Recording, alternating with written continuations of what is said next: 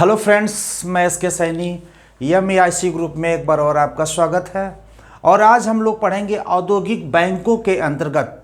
यानी हमने आपको बताया था कि स्वतंत्रता प्राप्ति से पहले कुछ बैंकों की स्थापना हुआ था। जैसे हम बता देते हैं कि 1917 में टाटा औद्योगिक बैंक की स्थापना हुआ था और 1919 में कलकत्ता औद्योगिक बैंक की स्थापना हुआ था और 1920 में मैसूर औद्योगिक बैंक की स्थापना हुआ था और 1923 में लक्ष्मी औद्योगिक बैंक की स्थापना हुआ था और टाटा औद्योगिक 1933 में ही फेल हो गया। यानी हम कहें तो ये चारों जो इंडस्ट्रियल बैंक्स थे वो सभी इंडस्ट्रियल बैंक आज़ादी से पहले ही किसी न किसी कारण के वजह से यह बंद हो गया। तो आज़ादी के बाद जब 1947 में देश आज़ाद हुआ, उस आज़ादी के बाद भारत में औद्योगिक बैंकों की स्थापना की कल्पना की जाने लगी कि भारत में औद्योगिक बैंकों की स्थापना बहुत ही आवश्यक है देश की अर्थव्यवस्था को विकसित करने के लिए। उसी समय भारत में 1948 में भारतीय औद्योगिक वित्त निगम लिमिटेड की स्थापना हुई। भारतीय औद्योगिक वित्त निगम लिमिटेड की स्थापना हुई, यानी industrial finance corporation of India limited. जिस प्रकार हम कह सकते हैं कि बैंकों के बैंक के रूप में रिजर्व बैंक ऑफ इंडिया को हम जानते हैं और कृषि क्षेत्र के सर्वोच्च बैंक के रूप में हम नाबार्ड को जानते हैं। हम कह सकते हैं बैंकों के क्षेत्र में हम आरबीआई को जानते हैं। अगर कृषि क्षेत्र का सर्वोच्च बैंक की बात करते हैं तो हम नाबार्ड को जानते हैं। उसी तरह से अगर हम औद्योगिक दृष्टिकोण से औद्योगिक बैंकों का जो शीर्ष बैंक या सर्वोच्च बैंक की बात करें तो हम यह industrial finance corporation of India limited को जानते हैं। यानी हम कह सकते हैं कि उद्योग के क्षेत्र में औद्योगिक बैंकों के क्षेत्र में यह भारतीय औद्योगिक वित्त निगम जो लिमिटेड है ये सर्वोच्च बैंक के रूप में है। तो नेक्स्ट हम इसके बाद जानने का प्रयास करेंगे कि औद्योगिक बैंक की स्थापना, यानी हम कह सकते हैं आईएफसीआई की स्थापना, भारतीय औद्योगिक वित्त निगम की स्थापना की बात करते हैं। यह 1 जुलाई 1948 को 1 जुलाई 1948 को औद्योगिक वित्त नियम के अंतर्गत, यानी हम कह सकते हैं कि औद्योगिक वित्त निगम अधिनियम 1948 के अंतर्गत औद्योगिक वित्त निगम अधिनियम 1948 के अंतर्गत भारतीय औद्योगिक वित्त निगम लिमिटेड की स्थापना की गई। और इसका वर्तमान में अगर मुख्यालय की बात करते हैं, अगर इसका हेड ऑफिस की बात करते हैं तो यह दिल्ली में, नई दिल्ली में इसका हेड ऑफिस है। वर्तमान में इसकी नई दिल्ली में हेड ऑफिस है और इसके जो सहायक, यानी कह सकते हैं शाखा जो इसका कार्यालय है, जो सहायक जो बैंक के रूप में इसकी शाखाएं हैं वो महाराष्ट्र में भी है, गुवाहाटी में है, उत्तर प्रदेश की बात करें तो हम कानपुर में है, बिहार की बात करें तो हम पटना में है। इस तरह से बहुत ऐसे जगह हैं जहाँ पे, जैसे कानपुर, हैदराबाद, बेंगलुरु, यानी हम कह सकते हैं ये कानपुर हो गया, हैदराबाद और बेंगलुरु। इस तरह से हम देख सकते हैं कि इसके सहायक, यानी हेड ऑफिस कहाँ पे है, नई दिल्ली में है। उसके बाद हम कह सकते हैं महाराष्ट्र में है, गुवाहाटी में है, चेन्नई में है। अच्छा, हमने भूल गए, चेन्नई में भी है। तो इस तरह से हम देखें इसके शाखा कार्यालय भी भारत के विभिन्न बड़े नगरों में शाखा कार्यालय को स्थापित किया गया है। तो हमने देखा कि औद्योगिक, माने भारतीय औद्योगिक वित्त निगम लिमिटेड की स्थापना 1 जुलाई 1948 को औद्योगिक वित्त निगम अधिनियम 1948 के अंतर्गत किया गया। पुनर्स्थापना यानी इसको पुनर्गठित किया गया 1 जुलाई 1993 को। 1 जुलाई 1993 को इसे पुनर्गठित किया गया, यानी पुनर्गठित किया गया, पुनः स्थापित किया गया। और इसको भारतीय औद्योगिक वित्त निगम लिमिटेड, यानी ये जो शब्द लिमिटेड था ये इसके पहले नहीं जुड़ा था, और 1993 में पुनर्गठित करके इसको भारतीय औद्योगिक वित्त निगम लिमिटेड कर दिया गया। यानी हम कह सकते हैं इसको एक कंपनी के रूप में इसका नाम बदल दिया गया, मतलब एक कंपनी के स्वरूप दे दिया गया, और इसमें बहुत सारे लोगों का अधिकार स्थापित हो गया।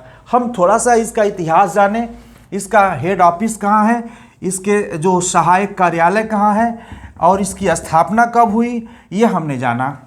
और जो मेन मुद्दे की बात आती है, औद्योगिक बैंक का कार्य है किसके लिए, इस उद्योग के लिए, इंडस्ट्री के लिए ये बैंक है, औद्योगिक बैंक है। कौन सा वाला, ये वाला है, यही औद्योगिक बैंक की हम बात करते हैं। Industrial finance corporation of India limited की बात करते हैं।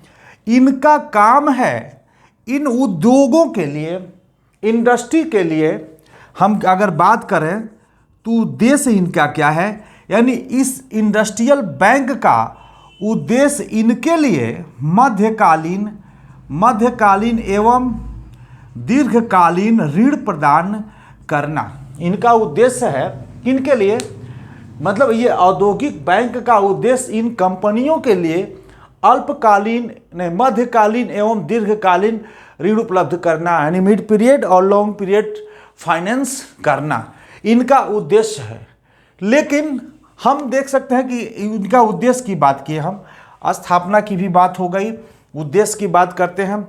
अब हम सहायता के रूप में बात करते हैं, यानी यह इंडस्ट्रियल बैंक इन उद्योगों को किस किस प्रकार से सहायता प्रदान करती है। तो हमने देखा उद्देश्य क्या है, इन इंडस्ट्रियल बैंक का जो उद्देश्य है इन उद्योगों को मध्यकालीन दीर्घकालीन ऋण प्रदान करना। तो हम देखते हैं कि अब ये क्या क्या इनके लिए कर सकते हैं। ये इंडस्ट्रियल बैंक इन उद्योगों के लिए क्या करते हैं, भारतीय मुद्रा एवं विदेशी मुद्रा में हम कह सकते सहायता के रूप में, ये इंडस्ट्रियल बैंक इनकी सहायता के रूप में हम कह सकते हैं भारतीय मुद्रा एवं विदेशी मुद्रा 25 वर्ष के लिए उपलब्ध कराना, यानी ऋण के रूप में उपलब्ध कराना।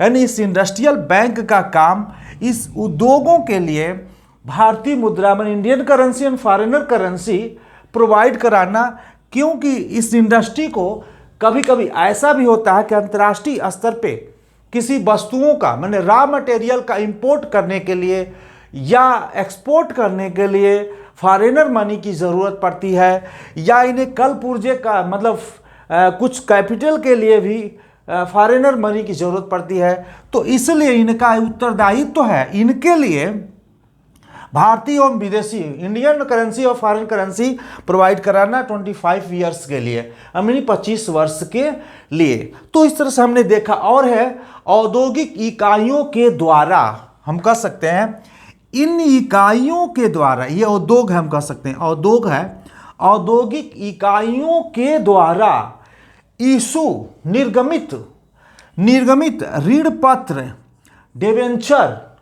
डिवेंचर या जो बांड्स होते हैं उसको क्रय करना। इनका काम क्या है, इनके द्वारा ऋण पत्र बांड्स, यानी हम कह सकते हैं इनके द्वारा क्रय करना। अगर यह अपने द्वारा ऋण पत्र यानी हम डिवेंचर्स बांड्स आदि की बात करते हैं, अगर यह बेचते हैं बाजार में तो इनको खरीदना, जब ये खरीदेंगे इनके द्वारा ऋण पत्र या बॉन्ड्स या डिवेंचर, तो ये क्या करेंगे, इनको कैश देंगे और इनका ये पत्र अपने पास रखेंगे। बॉन्ड्स और डिवेंचर की बाद में बात करते हैं, यानी हम कह सकते हैं कि 1 वर्ष से अधिक की अवधि के लिए जो ऋण लिया जाता है डिवेंचर या ऋण पत्र के माध्यम से, उसी को हम बोलते हैं बॉन्ड्स या डिवेंचर। जैसे कभी कभी होता है कि जो बॉन्ड्स होता है वो सिक्योर्ड होता है और जो डिवेंचर होता है अनसिक्योर होता है। मतलब काफ़ी बॉन्ड्स डिवेंचर में भी कई प्रकार है, जो सिक्योर्ड है अनसिक्योर्ड है, दोनों तरह का है, लेकिन बॉन्ड्स सिक्योर्ड होता है। अगर हम एक छोटा सा उदाहरण देखने का प्रयास करें, जैसे मान लीजिए बैंक्स हमें होम लोन प्रोवाइड कराता है, तो एक तरह का वो बॉन्ड्स है। अगर मैं किस्त देने में असमर्थ हो गया, बैंक का पैसा देने में असमर्थ हो गया, तो क्योंकि हमारा जो मकान है उसे बेच करके तो कर लेगी, तो उसमें सिक्योर्ड है। वो समझिए आपके जमीन का पेपर रख ली है कि आपको देना ही देना है, आप घाटे में जाए मकान या प्रॉफिट में मुनाफे में जाए, उससे कोई मतलब नहीं है। और हम जो डिवेंचर की बात करते हैं वो, जैसे मान लीजिए हम पर्सनल लोन ले लिए, पर्सनल लोन ले लीजिए, अनसिक्योर है। अगर मेरे साथ कोई कैजुअलिटी होती है तो बैंक्स कुछ भी नहीं कर सकता। क्या कर सकता है, कहाँ से ले सकता है? जब मैं नहीं हूं तो फिर वो मेरे पर्सनल लोन का भुगतान नहीं प्राप्त कर सकता। इसलिए जो डिवेंचर पे जो रेट ऑफ इंटरेस्ट होता है उस पे हाई होता है, और बॉन्ड्स पे जो रेट ऑफ इंटरेस्ट होता है वो कम होता है, क्योंकि सिक्योर्ड है, ये अनसिक्योर्ड है। पर्सनल लोन का जो रेट ऑफ इंटरेस्ट ज़्यादा होता है और होम लोन का जो रेट ऑफ इंटरेस्ट कम होता है। चलिए हम बहुत आगे चले गए, इसकी कोई ज़रूरत नहीं थी। तो हमने बताया इन इंडस्ट्री के द्वारा ऋण पत्र या बॉन्ड्स का एक परचेज करती है, क्रय करती है, जिससे इनको वित्त की व्यवस्था लॉन्ग पीरियड या मिड पीरियड के लिए उपलब्ध हो जाता है। अगर हम तीसरे पे बात करें तो औद्योगिक इकाइयों के द्वारा, मतलब इन इकाइयों के द्वारा, औद्योगिक इकाइयों के द्वारा निर्गमित, यानी अगर इनके द्वारा इशू क्या शेयर्स, इनके द्वारा शेयर्स, बॉन्ड्स, डिवेंचर आदि का अधिगोपन करना, यानी इनके द्वारा शेयर्स, बॉन्ड्स एवं डिवेंचर बाजार में अगर इशू किया जा रहा है, बिक नहीं पा रहा है, तो ये इंडस्ट्रियल जो फाइनेंस कॉरपोरेशन ऑफ इंडिया है, इनके द्वारा इशू किया गया बॉन्ड्स, डिवेंचर एवं शेयर को अभिगोपन का मतलब क्या है, अपने द्वारा अपना ब्रांड दे करके उसे बेचना या बाजार में बिकवाना इनका काम है। जैसे इनका बाजार में नहीं है, इन्हें कोई जानता नहीं है, तो इसलिए अगर कोई सामान बेचते हैं तो कोई खरीदार नहीं मिलेगा। लेकिन अगर यह कह दे नहीं यार हम बेचते हैं, हम गारंटी लेते हैं, तो क्या होता है कि इनके थ्रू, इनके जो द्वारा जारी डिवेंचर वगैरह वगैरह है वो सब बाजार में बिक जाएगा।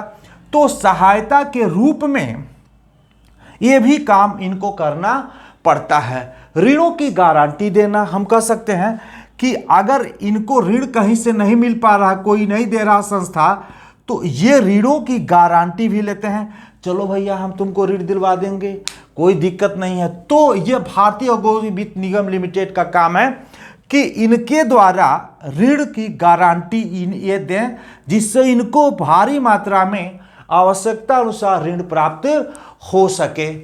अब दूसरी चीज, विदेशी मुद्रा में प्राप्त किए गए भी, यानी अगर हम भारतीय की बात तो ठीक है, लेकिन विदेशी मुद्रा में भी अगर हमें ऋण की ज़रूरत है, तो यह जो IFCI जो है, इनके द्वारा एक गारंटी दिया जाना है कि हमें भी विदेशी मुद्रा की भी ज़रूरत को पूरा किया जा सके। तो हमने देखा कि सहायता के रूप में ये देखा कि यानी हम भारतीय मुद्रा एवं विदेशी मुद्रा में इनको 25 वर्ष के लिए पैसे उपलब्ध कराना, इनके द्वारा निर्गमित बॉन्ड शेयर को परचेज करना, या इनके द्वारा इशू बॉन्ड शेयर डिवेंचर आदि का अभिगोपन करना, इनके द्वारा ऋणों की गारंटी देना, इनके द्वारा विदेशी मुद्रा की भी ऋणों की गारंटी देना। तो इस तरह से हमने देखा कि इंडस्ट्रियल बैंक का काम इस उद्योग के लिए क्या क्या है। अब मैं एक चीज़ और बताने जा रहा हूँ, जो वित्तीय साधन यानी ये जो इंडस्ट्रियल बैंक है। अरे भाई, हम केवल देते रहेंगे तो हमारे पास पैसा आएगा कहाँ से? मेरे आने का भी एक कोई न कोई मार्ग होना चाहिए, व्यवस्था होना चाहिए, तभी तो हम आपको देंगे। इन अगर मेरे पास है तभी मैं आउट कर सकता हूँ। तो ये कहाँ कहाँ से ये पैसे की व्यवस्था करते हैं, इसका हम जिक्र करेंगे।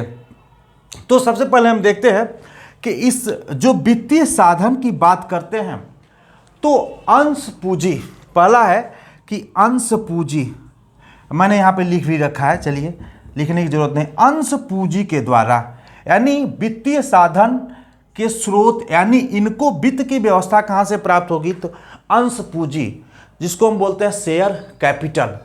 तो निगम की अधिकृत पूंजी जब इसकी स्थापना की गई थी तो इस निगम की जो अधिकृत पूंजी थी वो थी 10 करोड़, जो थी 10 करोड़ इसकी अधिकतम पूंजी थी, जिसे कई बार बढ़ाया भी गया। और सन 2000 में जो आंकड़े हैं हमारे पास, सन 2000 में इनकी जो पंजीकृत पूंजी को बढ़ा करके, यानी पंजीकृत पूंजी को, यानी पंजीकृत कैपिटल पूंजी को बढ़ा करके 1000 रुपया, मतलब 1000 करोड़ कर दिया गया, 1000 करोड़ कर दिया गया। और पूर्ण दत्त जो इनके पास पूंजी थी, यानी पूर्ण जो दत्त इनके पास पूंजी थे वो 790 करोड़ की थी। तो इस तरह से हमने देखा कि अंश तथा शेयर। अब एक चीज़ और है कि ये तो था ही, लेकिन इसके अंश यानी शेयर को या इनके द्वारा ऋण पत्र को या इनके द्वारा डिवेंचर को कौन कौन क्रय कर सकता है, जिससे इनके पास कैपिटल की व्यवस्था हो जाए। भाई देखिए, ये पूर्णतः सरकार के द्वारा मान लीजिए स्थापित है। तो ये जो अपने डिवेंचर या शेयर्स या ऐसे बॉन्ड्स जो बाजार में जारी करते हैं, कौन कौन परचेज कर सकता है? 1993 से पहले केवल गवर्नमेंट ऑफ इंडिया परचेज कर सकती थी, आरबीआई परचेज कर सकती थी, शेड्यूल बैंक यानी शेड्यूल बैंक्स यानी अनुसूचित बैंक जिसको कहते हैं, अनुसूचित बैंक वे बैंक होते हैं जिन बैंकों का नाम रिजर्व बैंक ऑफ इंडिया के द्वितीय सूची में शामिल होता है, उन्हीं को हम अनुसूचित बैंक कहते हैं। तो हम कह सकते हैं कि अनुसूचित बैंक भी इनके द्वारा शेयर्स, बॉन्ड्स एवं डिवेंचर को परचेज किया जा सकता है, जिससे इनको पैसा मिल सके। और फिर से है बीमा कंपनी, बीमा जो कंपनी है वो मतलब इंश्योरेंस कंपनी भी खरीद सकती है। और सहकारी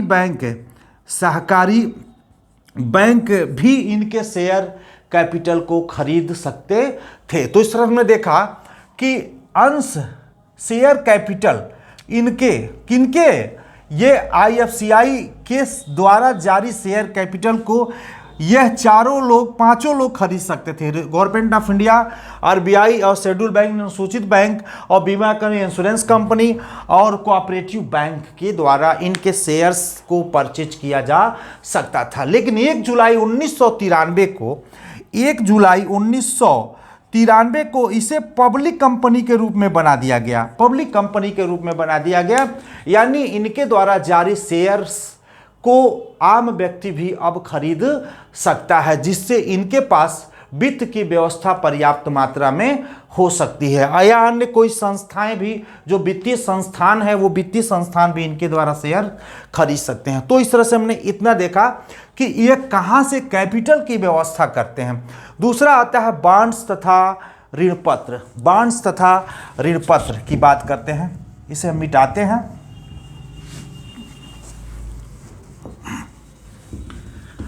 अब यह है कि बॉन्ड्स तथा ऋणपत्र इनके द्वारा जारी होता है बॉन्ड्स तथा ऋणपत्र। तो निगम को जो इस निगम की जो व्यवस्था है, इस निगम की जो व्यवस्था है, इनकी दत्त पूंजी तथा संचित कोष यानी जो अभी हमने देखा था पूर्वदत्त पूंजी 790 और संचित कोष हमने देखा था 1000 करोड़, यानी दत्त पूंजी एवं संचित कोष को मिला करके अगर दोनों मिला करके मान लीजिए 1000 करोड़ हो जाता है, 1000 करोड़ हो जाता है, तो 1000 गुणे 10 बराबर जो हो इतना का यह बॉन्ड्स तथा ऋण पत्र यानी बॉन्ड्स एंड डिवेंचर बाजार में यह इशू कर सकती है, निर्गमित कर सकती है,